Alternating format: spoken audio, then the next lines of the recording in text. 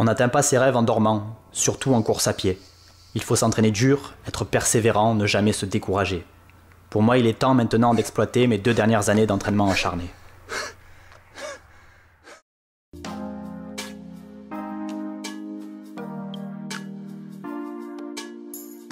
À Berlin, je rejoins plus de 41 000 passionnés, venus participer au marathon le plus rapide de l'année. J'adore les quelques heures avant le départ. La préparation est finement planifiée. Chaque détail compte, l'expérience apprend à tout optimiser. Je marche vers le départ pour commencer à m'échauffer. L'heure approche, il faut maintenant accélérer. Sur la ligne de départ, épaule contre épaule, on sent l'excitation monter. Je tente de profiter du moment présent sans me focaliser sur l'objectif visé. 3 minutes 24 secondes par kilomètre, 42 fois d'affilée. J'en frissonne. Le départ est donné. Le premier kilomètre est l'un des plus stratégiques. Aux avant-postes, il faut se positionner. À chacun sa tactique.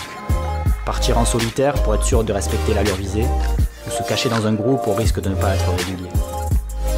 Je choisis de rester avec Anna Hanner, coureuse élite allemande, entourée de ses pacemakers. La dynamique est bonne, mais l'allure progressivement décroît. Il faut se rendre à l'évidence, ce groupe ne me correspond pas. Je prends les devants pour relancer. Quelques coureurs motivés m'emboîtent le pas. À force d'efforts, nous rattrapons notre retard. La mi-course est bouclée en 1:11:59, à 1 seconde de l'objectif visé. Tout est parfait. Les kilomètres défilent, je me sens bien, je commence à y croire. Je surveille mon allure, pas à pas, surtout ne pas s'enflammer. Je m'hydrate, consomme mes gels. En marathon, c'est une des clés du succès. Jamais mon souffle n'avait été aussi léger.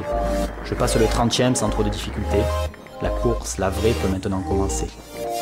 La peur du mur me retient dans un premier temps d'accélérer.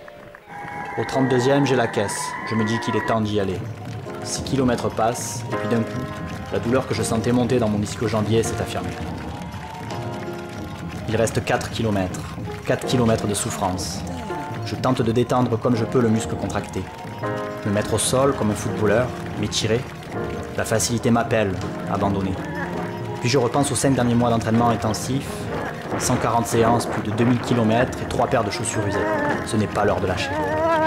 Je serre les dents et finis par franchir la ligne d'arrivée. Je me jette au sol pour m'étirer. Mes amis me relèvent. Merci les gars, on a réussi. Putain, on l'a fait.